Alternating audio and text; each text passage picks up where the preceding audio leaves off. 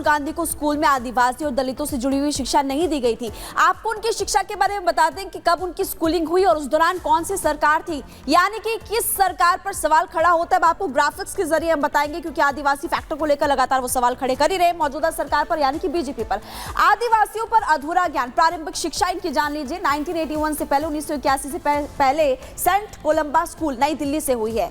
अब देखिए, उस दौरान की अगर बात करें, इंदिरा गांधी की सरकार थी, प्रधानमंत्री इंदिरा गांधी कांग्रेस की सरकार थी। 1981 से 1983 दून स्कूल से पढ़े, देहरादून से इनकी पढ़ाई हुई है। प्रधानमंत्री कौन थी? देखिए, इंदिरा गांधी, कांग्रेस की ही सरकार थी, यानी कि इनको अपनी ही सरकार से सवाल पूछना चाहिए। 1984 से लेकर 1989 सुरक्षा कारणों से घर में ही उस वक्त इन्होंने पढ़ाई की थी। प्रधानमंत्री राजीव गांधी थे और कांग्रेस की ही सरकार थी। 1989 से सेंट स्टीफन कॉलेज में इनकी पढ़ाई हुई, नई दिल्ली में। ग्रेजुएशन की पढ़ाई उस वक्त यहां से की, यानी कि ग्रेजुएट इस कॉलेज से हुए थे। और उस वक्त प्रधानमंत्री थे राजीव गांधी, यानी कि कांग्रेस पार्टी की सरकार थी। और 1991 सुरक्षा कारणों की वजह से देश से बाहर वो चले गए। यानी कि अब जब वो सवाल खड़े कर रहे हैं बीजेपी पर, तो आप यहां पर ग्राफिक्स के जरिए देख सकते हैं कि हमने आपको बताया, हालांकि आपको बता रहे हैं कि उसके आगे की पढ़ाई उनकी हार्वर्ड यूनिवर्सिटी से हुई है, लेकिन वो बीजेपी पर सवाल खड़े कर रहे हैं। लेकिन आपने देखा कि उनकी स्कूलिंग पूरी की पूरी जहां पर भी हुई, उस वक्त कांग्रेस की सरकार थी, यानी कि सीधा सीधा वो अपनी ही सरकार से सवाल खड़े कर रहे हैं।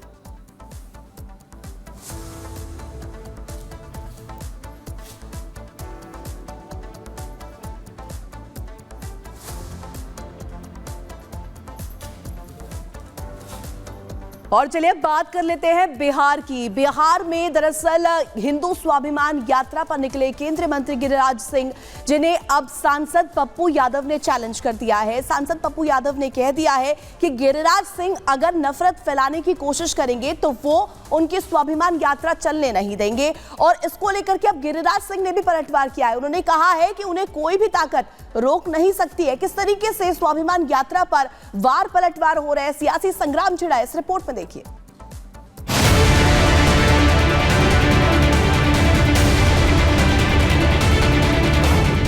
यात्रा पर सियासत भारी, यात्रा की लड़ाई आन पर आई।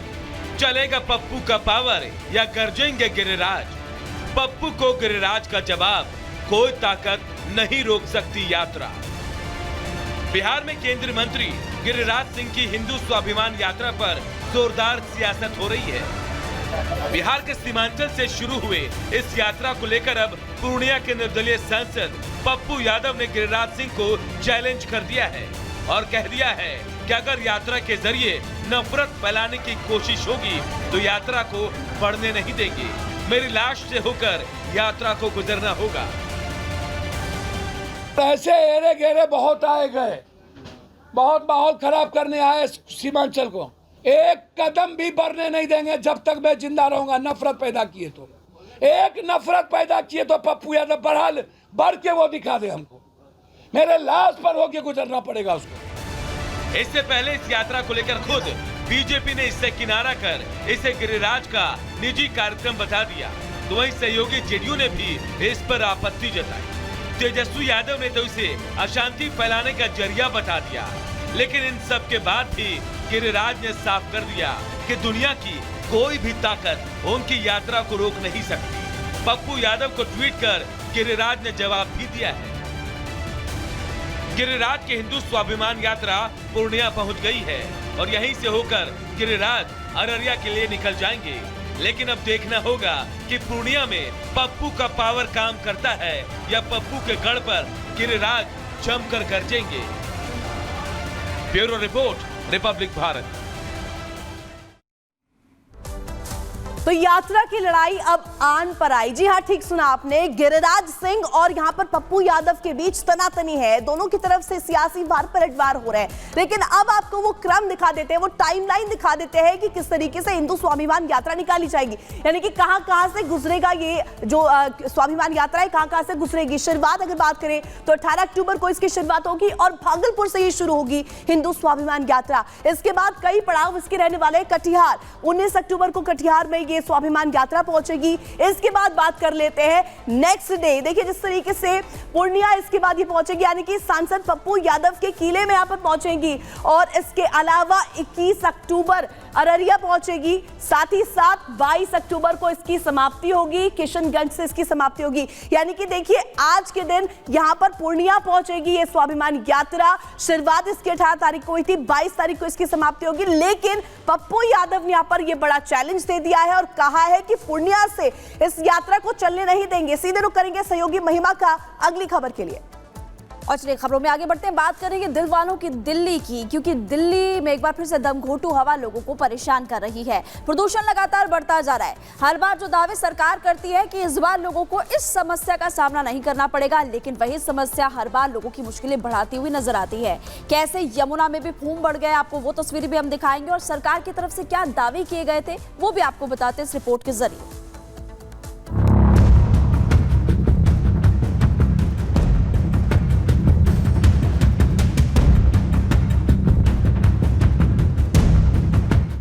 सर्दियों के दस्तक देते ही देश की राजधानी दिल्ली में जहरीली हवा का साया मंडराने लगा है।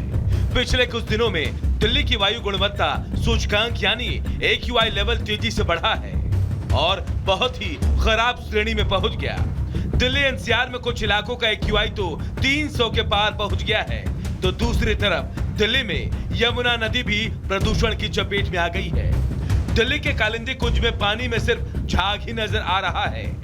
दिल्ली में यमुना का पानी इस कदर जहरीला हो चुका है कि यहाँ पर नदी के किनारे कुछ मिनट तक रुकना भी काफ़ी मुश्किल भरा काम है। ये कालिंदी कुंज इलाका है और किस तरह से ये गंदगी का इस तरह से झाग बन चुका है, इतनी भयंकर बदबू आ रही है इस पानी से कि यहाँ पर रुकना भी काफ़ी मुश्किल है। बताया जा रहा है कि इसमें ऑक्सीजन का लेवल 0 तक चला गया है। लोगों का कहना है और यहाँ और वैज्ञानिकों का कहना है कि इसमें केमिकल भरा पानी और सीवर के जो पानी है उसके मिलने की वजह से ये स्थिति उत्पन्न हुई है। विपक्ष का कहना है कि केजरीवाल ने 2020 में वादा किया था कि 25 तक यमुना को हम साफ कर देंगे। तमाम नेता जो विपक्ष के दिल्ली के विपक्षी नेता हैं वो यहाँ आकर अपना प्रदर्शन भी कर रहे हैं। बढ़ते वायु प्रदूषण और जहरीली होती यमुना को लेकर दिल्ली में आपात बैठक हुई। पर्यावरण मंत्री का कहना है कि स्मॉग टावर लगाए गए हैं, लेकिन यूपी से आने वाली डीजल बसों से प्रदूषण बढ़ा है। 10 जो है हमने मोबाइल एंटी स्मॉग गन लगा दिया है डस्ट पोल्यूशन को कंट्रोल करने के लिए, लेकिन जो डीजल की बसों का जमावड़ा है आनंद विहार के इस तरफ और उससे ज़्यादा उसके सामने दूसरी तरफ, जिस तरह से डीजल की बसों का जमावड़ा है, चारों तरफ से बसें आ रही हैं, वो एक मेजर कारण बना हुआ है जिसकी वजह से आनंद विहार जो है वो एक मेजर हॉटस्पॉट के रूप में डेवलप हो रहा है। दिल्ली में लगातार जहरीली होती जा रही हवा को लेकर बीजेपी का कहना है 10 साल से केजरीवाल की सरकार ने पॉल्यूशन पर कुछ नहीं किया। दिल्ली आज जहर भरी सांस ले रही है। अरविंद केजरीवाल और उनकी सरकार दिल्ली में प्रदूषण के स्तर को कम कैसे किया जाए इस पर कोई भी कदम उठाने में पूरी तरीके से नाकामयाब सिद्ध हुए हैं। प्रदूषण की समस्या दिल्ली में कोई इस बार पहली बार आई ऐसा नहीं है। हर साल दिल्ली में प्रदूषण की समस्या होती है, लेकिन तात्कालिक टेम्परेरी कुछ चीज़ें करी जाती हैं। स्थायी समाधान इसका कभी निकाला नहीं गया, जिसके कारण से आज दिल्ली जहर भरे वातावरण में सांस लेने के लिए मजबूर है। दिल्ली आज जहर भरी सांस ले रही है। इसी बीच हरियाणा सरकार ने ऐलान कर दिया है कि जो भी किसान पराली जलाएगा उस पर FIR दर्ज होगी और सरकार 2 साल तक उस किसान की फसल नहीं खरीदेगी। हालात काफ़ी गंभीर हैं, लेकिन अगर बड़ा सवाल ये है कि क्या ये पानी अगर इसको ट्रीटमेंट करके जनता को पीने लायक बनाया जा सकता है। दूसरी तरफ अगर ये सिंचाई के लिए जाता है तो आपकी सब्जियां या आपके जो अनाज है, दिल्ली के किसानों के जो खेत हैं, वहाँ भी काफ़ी अपना प्रभाव छोड़ेगा। इसलिए कह सकते हैं कि दिल्ली में जो हालात हैं, एक तरफ जो वायु प्रदूषण है वो खतरनाक लेवल पर पहुंच गया है, दूसरी तरफ जो यमुना का पोल्यूशन है जिससे कि दिल्ली वालों को पानी मिलता है वो भी काफ़ी खतरनाक पोजीशन पे पहुंच गया है। अब सवाल उठता है कि दिल्ली के लोग सांस कैसे लें और अपनी प्यास कैसे बुझाएं। Bureau report, Republic Bharat.